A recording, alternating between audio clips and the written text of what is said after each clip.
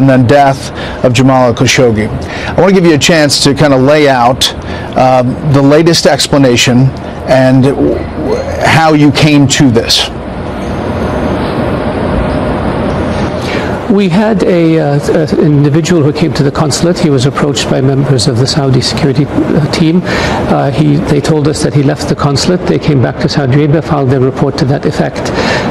The custodian of the two holy mosques, King Salman bin Abdulaziz, dispatched a team to investigate in Turkey with the Turkish authorities.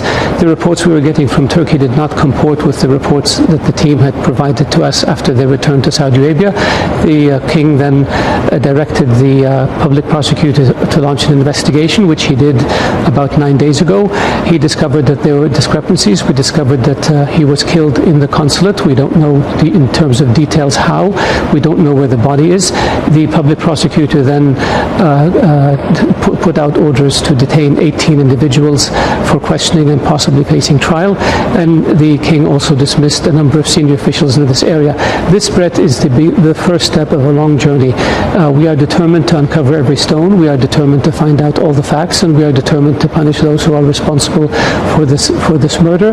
And we are determined to ensure that the institution that we have that deals with intelligence has checks and balances in it, and to ensure that something like this can never happen again. You said you don't know where the body is. Someone obviously knows. Was it chopped up? Was it dismembered? Do you know that? We're working on this. We're working on this with our Turkish colleagues. The public prosecutor is continuing his line of questioning, and we are intent on determining what happened, and we're intent on uncovering all of the facts that exist in this case. We want to make sure that we know what happened, and we want to make sure that those responsible be held to account. Why did it take 18 days for the Saudi story to kind of gel? You know, at first it was that he walked out of the consulate, and then it was silence for a while, and then this detailed explanation minus, you know, where the body is and who ordered it. We had reports that indicated that he left the consulate, and then, as I mentioned, our investigating team in Turkey discovered that there are elements that contradict what was in the report. When we ascertained ourselves of this fact, then the public prosecutor launched his investigation, and he determined that the reports that was originally filed were wrong, and that there was something that happened that was criminal, and as a consequence we took the steps we took. But keep in mind, when you have a situation like this, you want the information that you put out to be as accurate as you possibly can. You don't want to put out speculation or hearsay or gossip, and these things take time. You may want to look back at the issue of Abu Ghraib and the timeline between when the incidents were discovered and when the US government came out with an initial report of what happened. These things take time, and you want to be careful. You're an authoritarian government. You're saying that the Crown Prince, Mohammed bin Salman, did not know about this at all, even though there are members of this 15-person team that are closely aligned with him? Well, Brett, first of all, we're not an authoritarian government. We're a monarchy. We have our checks and balances. We have our systems. The individuals who did this outside the scope of their authority. There obviously was a tremendous mistake made, and what compounded the mistake was the attempt to try to cover up. That is unacceptable in any government. These things unfortunately happen. We want to make sure that those who are responsible are punished, and we want to make sure that we have procedures in place that prevent it from happening again. Our history as Saudi Arabia for the past 80 plus years since the founding of the modern Saudi state, we have never engaged in such behavior, and we will never engage in such behavior. This is an aberration, this is a mistake, this is a criminal act, and those responsible for it will be punished. To the original question, did the Crown Prince know anything about it, if there were people closely tied to him involved in this operation? There weren't people closely tied to him who were involved in this operation. There were pictures of some security officers who may have been part of his security detail from time to time, but this is normal. Security, people who deal in security details rotate among different officials, both domestic and foreign. So having somebody in a picture does not imply that they're close at all. The Crown Prince has denied this. The Crown Prince is not aware of this. Even the senior leadership of our intelligence service was not aware of this. This was an operation that was a rogue operation. This was an operation where individuals ended up exceeding the authorities and responsibilities they had. They made a mistake when they killed Jamal Khashoggi in the consulate, and they tried to cover up for it. Yeah. What do you say? Do you believe that the Turks have audio of what happened in that consulate?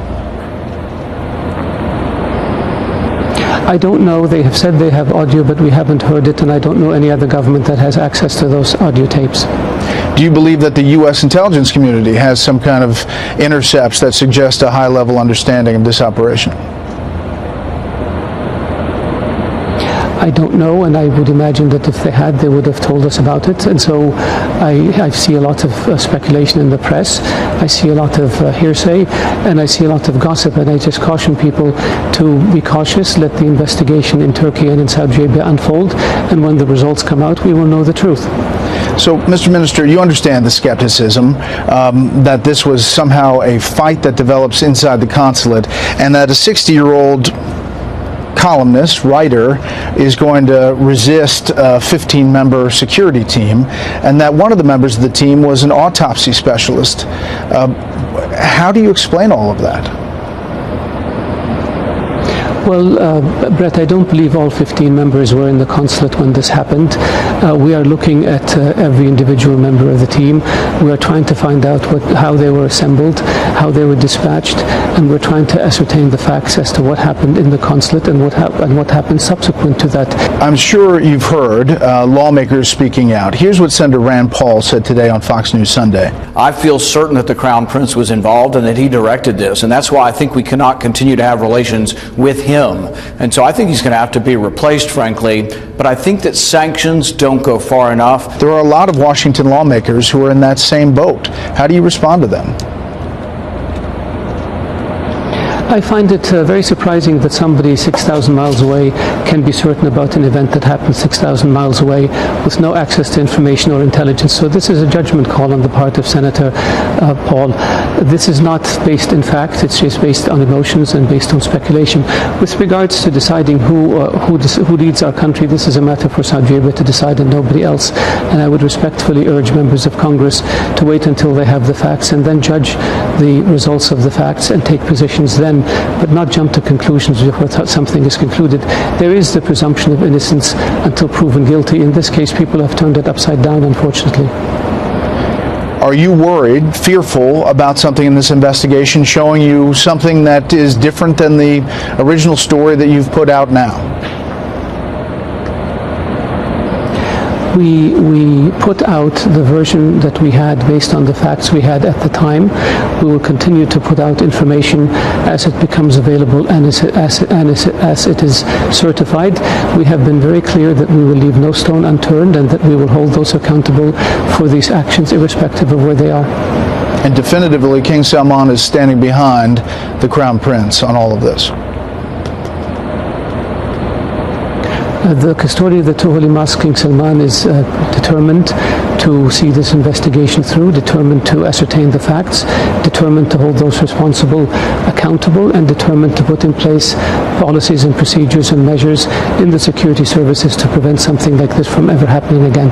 What will happen to the people who have been arrested surrounding this?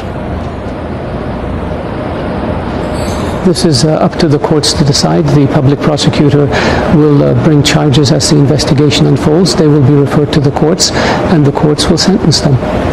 Do you have a message to the Khashoggi family today? Yes, this is a terrible mistake. This is a terrible tragedy. Our condolences go out to them. We feel their pain, and I wish this didn't happen, and I wish that this could have been avoided. Unfortunately, a huge and grave mistake was made, and I assure them that those responsible will be held accountable for this.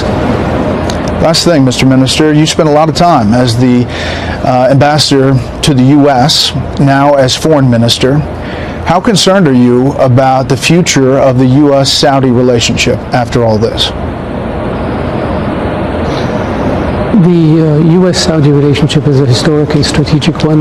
We have great interests that we share together. We have a great trade relationship. We have security issues that are critically important to both of us. We work very closely on combating terrorism and extremism, on containing Iran's aggressive policies in the region, on trying to bring peace to the Red Sea and the Horn of Africa, on trying to bring peace to Afghanistan, Pakistan. The relationship is a hugely important strategic relationship for both countries. I believe believe that when the investigation is over and the facts are revealed and people know who was responsible and see those individuals being punished and see procedures put in place to prevent this from happening, that the relationship will weather this. Saudi Arabia's Foreign Minister Adel Al-Jubeir. Mr. Minister, thank you for the time. Thank you.